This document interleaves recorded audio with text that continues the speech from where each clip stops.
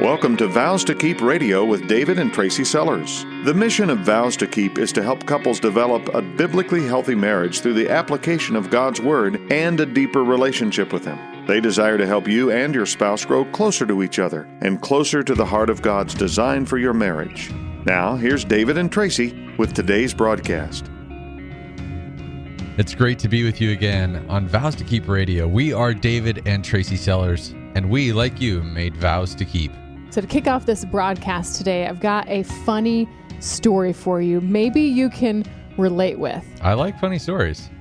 So I know this couple personally, and they have been having some, let's call them communication problems, right? Every evening, this husband and wife, they like to sit down together. The TV gets turned on, they're in their comfy chairs, David, and the wife, she's most likely got a magazine or something in front of her, maybe her iPad, and the husband is watching the news program. He likes to watch fishing programs, and the TV is just right there. It's just their relaxation time. But like us, David, when we start to relax, that's when things come to my mind. That's when things that I've been wanting to talk with you about today come up in my mind. I'm like, oh, this is the perfect opportunity. Right. We got nothing else going on. To share my heart with you, or to share the funny thing that happened with the grandkids today, or whatever. This is the time I want to talk with you about life. Wait a second. You just said something funny. We don't have grandkids yet. Okay, sorry. Well, this couple that I'm talking about has grandkids. Okay. So this wife feels exactly the way I feel. When it's time to relax, that's the time to talk. So over the last several years, she told me that she's been having a harder and harder time getting her husband to listen to her. So she began by just trying to get his attention while the TV was on. She'd say, hey, listen to me about this. And he, at the end of the conversation, wouldn't have any idea what she said, like absolutely clueless. So she thought, I know, I will mute the TV. And that way he can hear me. She tried that for several months. It did not work. She realized I literally have to turn off the TV and talk. You know what, David? That didn't work. So she thought, if I turn off the TV and I get him to look me in the eye, certainly this man will hear what I have to say. It did not work. It didn't work. Oh, no. So I know where this is going. This guy's headed to the ear doctor, isn't he? That is exactly what happened. He cannot hear me. So problem solved. They get in the car, they drive to the doctor's office, and he gets the hearing test. And she's so grateful. We had this conversation on the phone the other day. She was so grateful because she's like, finally, I'll be able to say exactly what I want to say. He'll be able to hear me. He's missing out on so many things. That's what she said. He's missing out. So they go to the doctor, gets his hearing tested. And I wish that I could get like a poll right now. How many people listening think that he has a need for hearing aids? Because guess what, folks? His hearing is perfectly fine. Absolutely nothing wrong with it whatsoever. So here's the funny part. I think this is You mean it gets better? I think this is the funniest part of the whole story. The ear doctor sits down these two people who have been married for a very long time and basically proceeds to give them some marriage counseling. He says, it's not your ears, it's your heart. Be engaged. Look her in the eye. Make sure you listen. Repeat back what you heard so that she knows that she was understood. Sounds like a typical husband who just doesn't want to talk. And we don't want to say that this is all husbands across the board. We know many, many men who make it an effort. They're the ones that are taking the initiative to listen well. That's a great challenge, Tracy. So guys, pull back the lens on your marriage. How are you doing at being a listener? Because that directly relates to how you're doing at being a lover. And we don't just mean in the bedroom, because when there isn't listening and understanding between the two of you, there's a lot of other marital effects that you're going to see played out in your marriage, like no friendship, no fun, and then no intimacy, no unity. Yeah, absolutely. When you are not engaged with your wife, there's not going to be marital growth. You're not going to be able to spiritually lead her. So there's not going to be spiritual growth within your marriage. And there's not going to be measurable outward growth towards others, because as a couple, we're not willing to invest in one another. Then we've got no business investing in people outside of our home. Today's show is titled How to Stop Burying Your Head in the Sand and Love Your Woman Like You Want To. Because I bet, guys, you've got a way that deep down in your heart that you still want to love her And we're going to help you to do that. Yes, this is a show about listening, but this is also a show about speaking, to love your woman like you want to once again.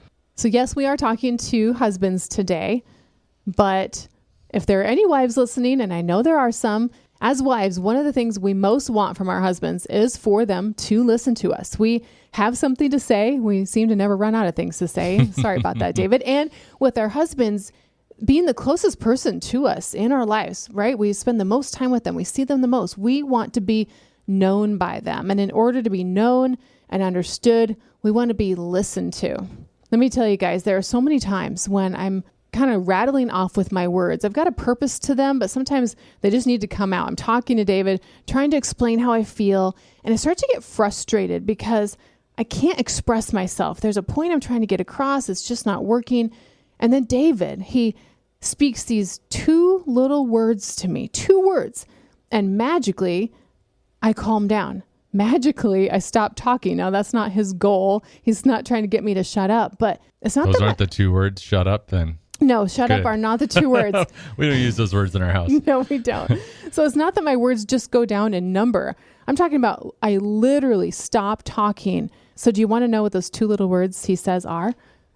Tracy, I understand. As soon as I know I am understood by him, I feel listened to and I feel loved. So why, David, does a husband not want to talk to his wife? Even just saying those 2 little words. Why is that? That's such a great question, and a topic that we are grateful to be able to come beside you and talk through today. You know, many men feel such a deep anger toward their wife over something that to be close to them actually feels like something that they do not want. There's a bitterness there. Maybe there's an unforgiveness there. And both of those things cause husbands to literally retract. Other options that are pretty common is a lot of times that a husband needs to say something that their wife does not necessarily like. Maybe he needs to call her out on something that she's doing that's wrong. Wow, that really would take a lot of courage. I know when I've had to come to you with something, sometimes it takes me a couple days to work up that bravery to come to you. It is hard to call someone out in their sin, but it's definitely needed, right? Absolutely. So many guys are afraid of what I would call like backlash, that literally they take the approach of peace at any cost. And they're only looking at the immediate. They're only looking at the payoff for peace right now. And they totally lose focus on the long-term gain for their spouse and their marriage when they become an advocate for their spouse's restoration to God and to each other. I can speak from a wife's point of view. When you've come to me, David, and said, Tracy, I see this in your life. I see this glaring thing. I want to talk to you about it. You've been bold enough and godly enough to say that to me. It's not easily received. It takes a lot of humility to receive something. And I'm not always there. I'm not always right there in the moment. But later on, I'm so glad you said something. It might take me a little while to process it, but I'm glad that that doesn't stop you from talking about it. Well, and equally so, I think there's a lot of husbands who literally recognize that they don't want to talk because they don't want to make changes in themselves. Ooh, yeah. It's a pride thing, right? We buy the lie that maybe if we're inconsistent with what we're saying, in other words, acknowledging that we've made a mistake, that's like a greater sign of weakness to our wives than just maintaining that status quo, even if the thing that is glaring in our face is something that we know is a sin. The lie is that we're basically trying to avoid being a hypocrite, and it's the very thing that turns us into one. We're afraid to make a change. We're afraid to fail. And pride will never let us admit that we actually need the change. So kind of on the same lines of why would a husband avoid talking to his wife? And I mean really talking. So here's another question, David. What are the holdups to unity from your perspective?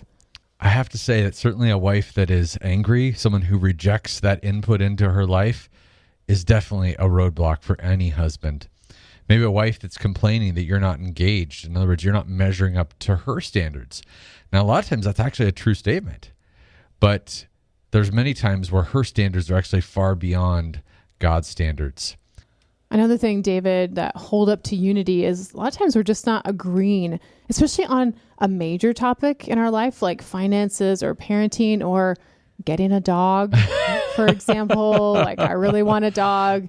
David's like, no, it's a firm no. It's not a soft no. I'm like, could you at least give me like a soft no? Like, how about like a sort of maybe, maybe when the kids are gone? I don't know. Give me some hope here. It's a hold up to unity, people. Or maybe it's a wife who doesn't want to submit to your leadership. Oh, that didn't come out very good. How about you skip that one? Yeah. Sometimes it can be a wife who just doesn't want to be intimate in the bedroom, and she's actually using it as a tool to control. Talk about a hold up to unity. We all know as guys what it is that is holding us back, but most of the time they're literally excuses. So what's your excuse? Where is it that you've convinced yourself that you're not going to go around this mountain, this topic, this issue again with your wife? Because to listen, to talk, to be united on this is almost like getting in a car together and driving cross country with no hope really of a destination in mind, because you can't get out of the car. You're committed to the journey, right? You're married to this woman. This is where mediocrity starts to become acceptable to us. We don't see those inevitable things that the lack of communication is going to bring. We don't see the fact that we're sticking our head in the sand. We're failing to love our wife. We're failing to lead our wife. All we can see is we're going around the same mountain again and again, and we don't think we have any power to change it. But you know what that does? Man, it leaves us in a state of annoyance. It leaves us in a state of anger, apathy, and avoidance. And you can handpick which one of these things most applies to you and your wife right now, and maybe you should. Take a second. Is it annoyance you generally feel toward her? Is it anger, apathy, or flat-out avoidance? It's worth noting these things escalate. We start out at one end of the spectrum and we work our way across to the other until you get to that point where you feel like you have no other options. You're the guy who is completely avoiding what your wife is saying. This journey suddenly becomes no longer possible. So our goal today is to look at human nature with an eye on how Satan leverages the tools. We're going to start by talking about annoyance, Tracy. When someone's need turns into an unwanted distraction, even an exasperation for you. There's those times where you're in a room with somebody, or you're on the phone with somebody, and you stop seeing the person, and I've got other things to do, or maybe just what you're saying is not what I want to hear, and I begin to resent you. You've probably seen it with a kiddo in your life, right? They're regaling you with the details of the new video game that they just got to such a degree that you are going glassy-eyed as they speak. Now, you care about this person. You don't care so much about the video game. Annoying, especially if you're trying to get something done and they just kind of keep interrupting you. But the point here is to see, what is their real need? The real need of that kid is to spend time with you. They just want to know that you're interested in what is interesting to them. They want to know that you're going to be there for them, to have a friend, to share in what they think is fun. I think most guys experience annoyance when they feel like their wife is coming to them with a problem that they cannot personally solve. Now, a lot of times it's not some need that is quickly met. Like they literally feel like there is no hope for them to solve this problem. And their wife tells it to them a third or fourth time. And it's like a grinding of the gears, because us guys are natural problem solvers. So what you're saying, David, is if you feel helpless to solve a problem that I'm dealing with, you begin to feel annoyed when I bring it up again. That's exactly right. And women, I think, are especially prone to repeating themselves. If they don't feel heard, or if they don't feel understood, or if they don't feel like there's a solution out there, they tend to want to talk about it again. It's not that they're saying the exact same thing, but it's something that's still on their heart. David, I remember a few years ago, our kids were in school and we were just going back and forth on, should we homeschool our kids? Do you remember this? I do. I'm sure that you do, because I do. We had 100 conversations about this topic. It was something that as a mom, I really wrestled with. We had done a little bit of public school. We had done a little bit of private school. We'd done a little bit of homeschool. And here it was time again to make a decision. What are we going to do this fall?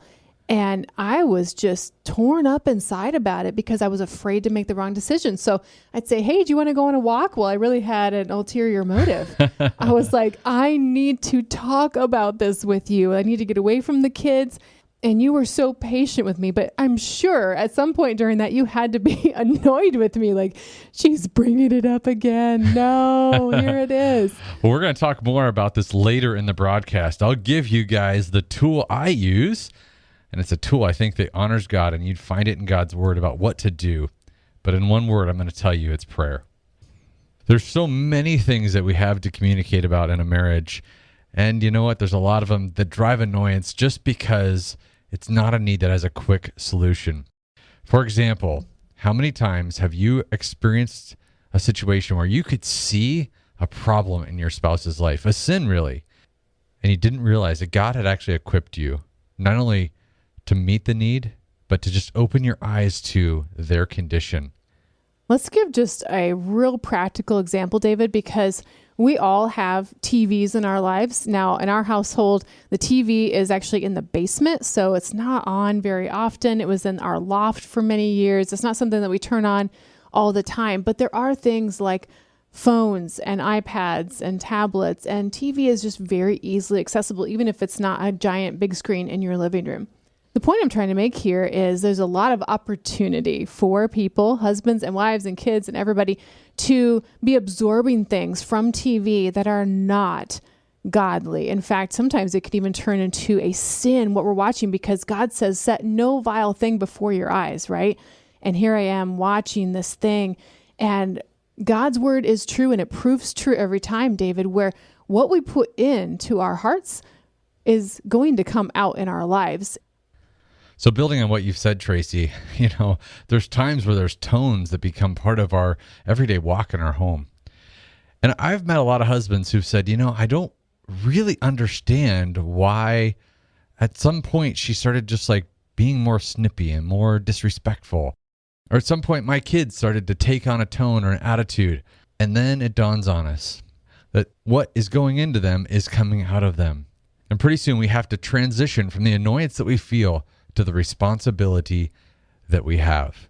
A sin that's left unaddressed in our spouse's life or in our kid's life, well, it becomes this thing that we can't always pinpoint right away. We know if something's out of whack. We've got to move from just being uncomfortable to recognizing that God has asked us to work in the hearts and use our hands in other people's lives. Together as a couple, it's our responsibility to become holy and blameless in his sight, right? He wants to make us like his son, Jesus Christ. We've got to shift past just being annoyed to realize that we are part of that equation in our spouse's life. Sometimes we don't always recognize that it's a sin that has to be eradicated. We might just simply feel that annoyance in our heart, almost treasure it, and next thing you know, our heart has become hard. Our spouse's heart becomes hard at the same time. Husbands, when you can shift from being focused on your annoyance to recognizing that you have an opportunity to address the hardness that's going to come in your heart before it happens, simply by checking in with your spouse, being willing to call sin, sin. David, what I think I hear you saying is sin left unchecked, undealt with, starts to take its toll. We don't even realize sometimes what it is, but it begins to divide. Sin hurts. It causes this really ugly thing between us, and it can be annoying. So in either case, whether we fail to see the real need of the other person who's annoying us, or we leave that sin unchecked and it grows, annoyance can turn to bitterness, and bitterness so easily turns to anger. And that's that next level that David was talking about earlier. It can start at annoyance, quickly goes to anger, apathy, and then finally avoidance. Maybe anger today is going to be the one that you can most relate with. So many guys fail to see that the anger that they feel toward their spouse is actually hurting them as much as it's hurting their spouse. Now, maybe you're angry at your spouse for hurting you. Maybe you're angry because she merely treats you like a paycheck. Maybe you're angry at the lack of engagement or respect that they show you.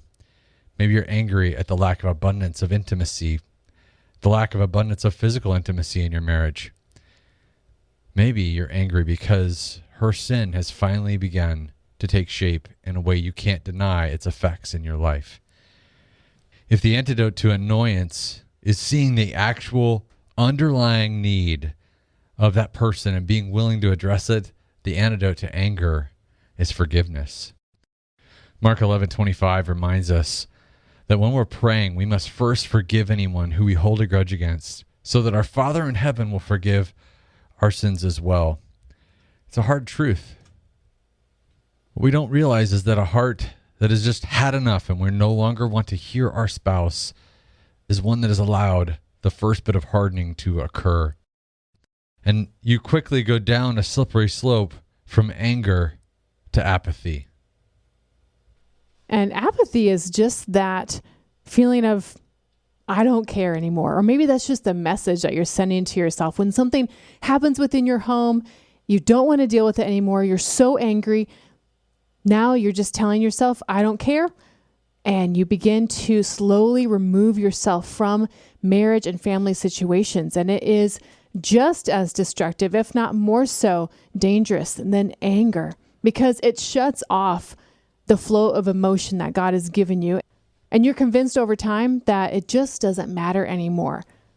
Yeah, us guys, we close off our hearts. We stop speaking unless it's like the most minimalist thing, a yes or a no, a peck on the cheek or whatever it is. But it's not affection and it's not real communication. We're literally minimized to just talking about the weather, like the kids, our schedules, what we're having for dinner. And as wives, we notice that, but we're not sure what's happening.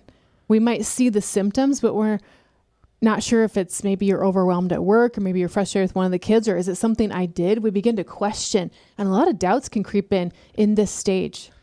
And I don't think we even know how to change it. We don't know how to turn back on that faucet of affection and literally pour back into this woman again.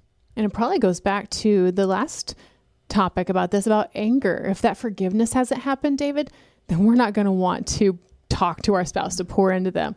We're just going to give a grunt response and move on. Yeah, it becomes easier literally to leave the room just to avoid needing to deal with the things that are happening in their home. Earlier in this broadcast, David, you had mentioned how a lot of times that peace at any cost, it feels like it's going to pay off because in the moment we're not ruffling the waters, but this is when we realize that that's not true anymore, but yet we're still telling ourselves that lie. If I don't touch it, then I can't get burned. But I think where we're heading with this is apathy can turn into avoidance. And that's almost like the final stage before divorce, before we just end this thing. So if you're saying to yourself right now, whoa, okay, we're kind of in that mode right now, or we're in some stage along the way, where's the hope, Tracy? And I'm so excited to answer that question because that's actually the answer, is where God first pointed my heart when I was starting to process this broadcast and put these things down in words. We are going to talk with you about how to get off the slippery slide, stop going around the same old mountain, how to get your head out of the sand and love your woman like you want to, and how you were created to do so. What better way than to study Jesus Christ? What if we as men could see a higher calling, a greater purpose for discipleship within our marriage? And that's exactly what we're going to do on next week's broadcast right here at Vows to Keep Radio. What we're going to read about Jesus shows his heart for his people. He loved them, yes, but he saw his role in their life first and foremost. Next week, we're going to talk about your role in your wife's life. Not what she wants it to be, not even what you want it to be. How has God shown us what it should look like? Your marriage can get back to unity and intimacy. Your marriage can get back to friendship and fun. Your marriage can get back to spiritual growth, marital growth, and even ministering to others. Vows to Keep is supported by a team which includes biblical coaches, writers, and pastoral advisors. If you have a desire to serve marriages in your community, we would love to hear from you. Vows to Keep is a not-for-profit marriage ministry designed to bring God's encouraging truth to the marriages of our area. As a not-for-profit organization, our commitment to Christ-like marriages includes providing much-needed services regardless of a couple's financial ability to offset the cost of Vows to Keep operations. If you are unable to donate your time or abilities but would like to help support Vows to Keep financially, visit vowstokeep.com and click on the donate link. This program is sponsored by Vows to Keep of Zanesfield, Ohio.